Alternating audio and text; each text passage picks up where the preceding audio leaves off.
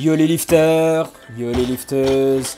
Alors j'espère que vous avez passé une bonne semaine parce que là, je vous annonce, ça va lift vénère.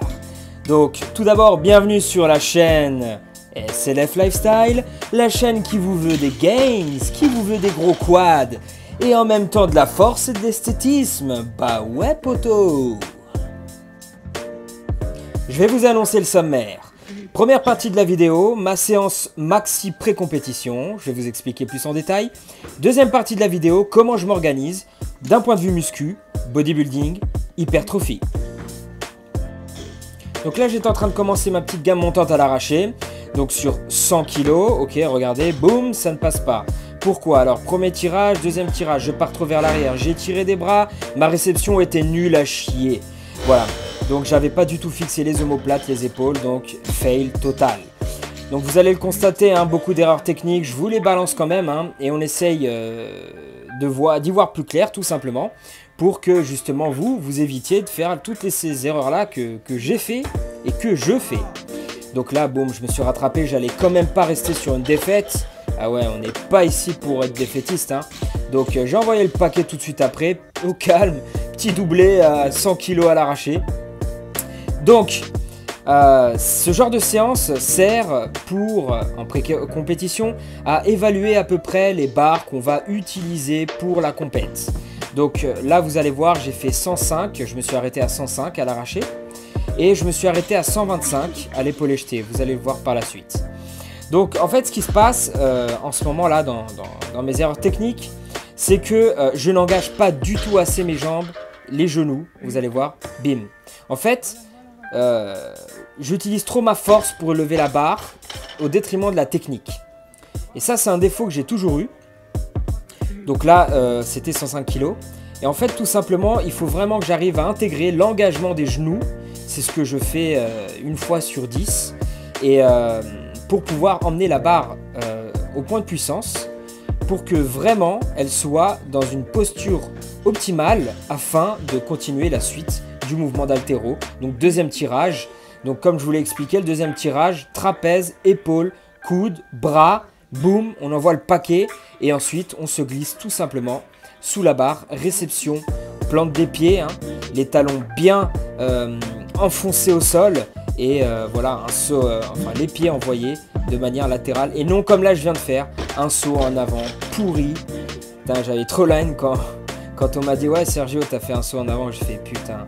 Parce que le problème des sauts en avant c'est qu'en compétition ça pardonne pas.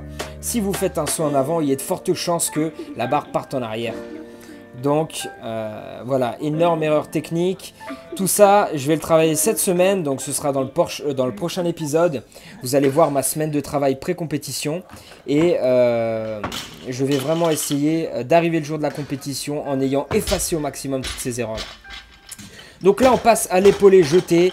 Donc il faut savoir que je m'entraîne à jeter en squat jerk, hein. Donc quand la barre je la sens facile, je la réceptionne en semi-flexion. Quand je la sens plus difficile, en demi-flexion. Et si vraiment je sens que c'est trop lourd, pour le moment ça m'est jamais arrivé, je chute complètement, je fais un squat jerk. Donc voilà, là à 120 pareil, la même erreur qu'à l'arraché, hein, je fais un saut en avant parce que j'engage pas les genoux, je tire beaucoup trop tôt, je me précipite beaucoup trop. Du coup ma synchronisation n'est pas bonne, je tire d'un peu partout au mauvais moment. Et c'est ce qui m'empêche vraiment en fait de progresser parce que réellement j'en ai déjà discuté avec des amis à moi pro, notamment Sayed. Ils me disent tous la même chose, t'es très fort, tu vaux beaucoup plus que ça, mais tes erreurs techniques t'empêchent de progresser au niveau de la charge. Et donc là c'est ce qui m'arrive, regardez. Boum, tac, gros fail. Et on va voir pourquoi. Premier tirage, la charge m'embarque vers l'avant, j'ai trop décollé les fesses. Je pars complètement en arrière, je fais pas de tirage vertical, je fais un saut en avant aussi, réception mauvaise, la barre m'étrangle, donc elle m'empêche de bien m'oxygéner, et donc je galère beaucoup plus à remonter. Et mon appel de jeter n'est pas bon, mon impulsion n'est pas bonne non plus, et là regardez, j'ai fait un saut en avant, ce qui m'a foutu dans une misère incroyable. Donc j'ai raté, j'ai fail mon jeté, ça m'a fait bien chier, mais en fait je me suis tellement cramé nerveusement. Il faut savoir que ça fait peut-être 5 mois que j'ai pas touché mes barres max 5 mois quand même. Donc là je peux vous dire qu'au niveau de ma forme physique, j'étais vraiment HS. Donc je me suis arrêté à 125. Et de toute façon en compétition, je vais tirer aux alentours de ces barres là, hein. On verra comment ça se déroule.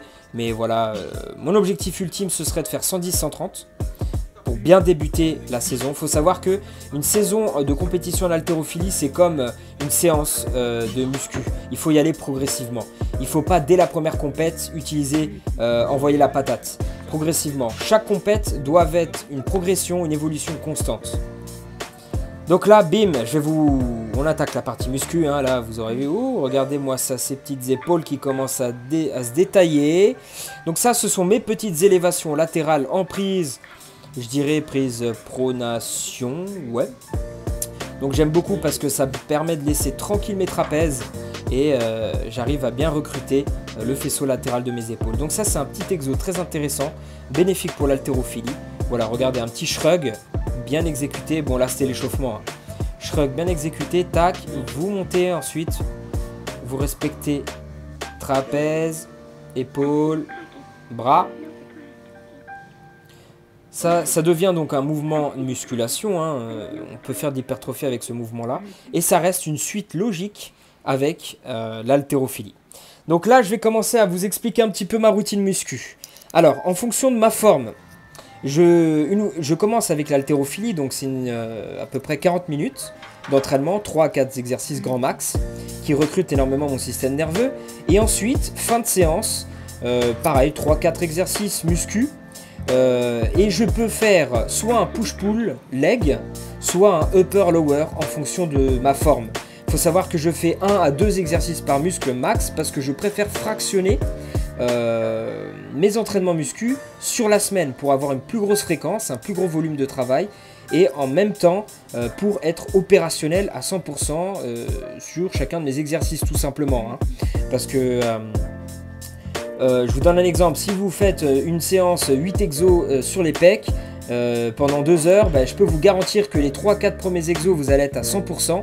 Plus la séance va avancer, plus vous allez perdre en énergie, en performance, en technique. Vous allez donc être plus fatigué, donc vous allez moins tenir la posture, etc. Donc finalement, c'est moins productif. Donc moi, depuis 3-4 ans maintenant, je fractionne mes entraînements. Je me résume à 2-3 grands max exercices par muscle. Et quand il s'agit de points faibles, points forts, c'est simple. Quand je suis sur un point faible, je vais davantage me concentrer sur l'exécution du mouvement. Je vais d'abord vraiment échauffer la zone, sentir le travail à mort. Et seulement une fois quand je sens à 200% le muscle que j'ai envie de travailler, là je commence à charger. Un point fort par exemple, comme je vais avoir une grande facilité à le recruter, à le stimuler, à l'utiliser, eh ben, ça va aller un petit peu plus vite. Je vais rester quand même sur de l'intensité, mais voilà, je vais y apporter un peu moins de temps si vous voulez. Par contre pour le point faible, je vais peut-être envoyer un exercice supplémentaire ou alors je vais faire plus de reps que prévu. Vous voyez le truc. Donc là, cette petite séance, hein, c'est juste pour la vidéo. Hein. Généralement les séances muscu, comme en ce moment, voilà, je suis très focus pour la compète, je me les filme pas. Du coup c'est pour ça que je vous propose énormément de vidéos haltéro en ce moment, même sur Instagram, parce que les vidéos muscu, je suis tellement claqué du début de séance d'haltéro qu'après voilà, c'est en mode rush, parce que je m'entraîne très tôt le matin avant d'aller travailler, donc voilà, j'ai pas le temps. Donc vous inquiétez pas, hein, mais de toute façon j'en filmerai, évidemment que j'en filmerai. C'est juste qu'en ce moment voilà, je suis focus le matin, donc je vous ai filmé cette petite séance exprès. Donc regardez mon petit t-shirt de chez BNS. Donc c'est un petit design qu'on a fait là, il n'y a pas longtemps, une semaine. Petit délire, hein, Kiss My Mass, mais en même temps si vous regardez bien ça devient Kiss My Ass. Ok, donc c'est pour les corps de centaure, pour ceux qui aiment squatter en full squat et qui ont des grosses cuisses et une grosse paire de fesses, bien balèze. Et si jamais vous voulez vous le procurer sur le site BNS, hein, comme d'hab, vous regardez, vous avez réduit. Si vous vous déplacez au magasin, vous êtes mis au max tout simplement si vous venez de ma part. Donc, chaque exercice de musculation, j'applique une très bonne posture, j'applique une très bonne technique. J'essaie de gagner du temps tout simplement. En fait, toutes ces postures et ces techniques là que je fais me permettent de recruter, d'aller à l'essentiel, de stimuler le muscle que j'ai envie de travailler. Donc là, regardez, bim, faisceau latéral à fond. avec cette posture-là. Et en fait, ça me permet de gagner du temps tout simplement parce que je vais à l'essentiel, j'attaque le muscle que je veux travailler. Gros fail! Putain, je sais pas ce qui m'arrive, mais en fait, à chaque fois, il m'arrive dans chacune de mes séances, c'est une vraie aventure, hein. SLF Lifestyle, grosse aventure au gym. Chaque fois, soit il y a des barres que je balance n'importe où, soit des bancs sont cassés, soit des poids sont défoncés. Enfin voilà, vous allez le voir tout au long des épisodes. Donc, je vous ai résumé un petit peu ma séance de muscu, hein, ma vision des choses, comment je m'organise. C'est vraiment au feeling. Si vous voulez, vous pouvez planifier hein, votre séance, il n'y a aucun problème. D'ailleurs, quand vous êtes débutant, il vaut mieux faire ça. Et quand vous avez une certaine expérience, vous allez plutôt gérer le truc en fonction de votre forme physique. Donc là, voilà, je vous balançais un petit front squat. Je suis pas satisfait de ce front squat parce que je décollais légèrement mes talons. J'avais fait une prise de pied trop serrée. Et là, j'allais envoyer un petit pause squat juste pour faire un rappel de la réception de l'épaulé. Donc en fait, si vous regardez bien, mes séances de muscu sont complètement en corrélation avec l'haltérophilie et avec les postures et les mouvements que je dois avoir en haltérophilie. Et en fait, si vous regardez bien, énormément d'exercices et de techniques d'haltérophilie sont dans la musculation et sont des exercices de musculation que vous faites tous les jours. Donc en fait, indirectement, vous êtes tous des lifters, vous faites tous de l'haltérophilie, sans évidemment faire de l'arraché ou de l'épaulé jeté au complet, mais tous les exercices musculation que vous faites, je peux vous garantir qu'ils ont un intérêt pour l'haltérophilie et des points positifs pour l'haltérophilie. Donc d'où l'intérêt et d'où la facilité en fait de mixer haltérophilie plus muscu.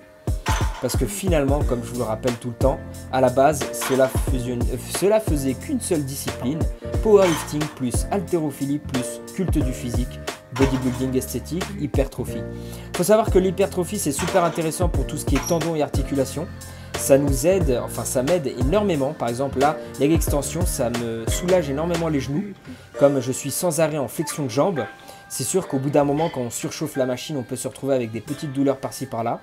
Mais voilà, l'hypertrophie est là pour minimiser les dégâts, pour favoriser la récupération des tendons. Et franchement, je kiffe ce mix. Donc je vous dis à la semaine prochaine et restez connectés.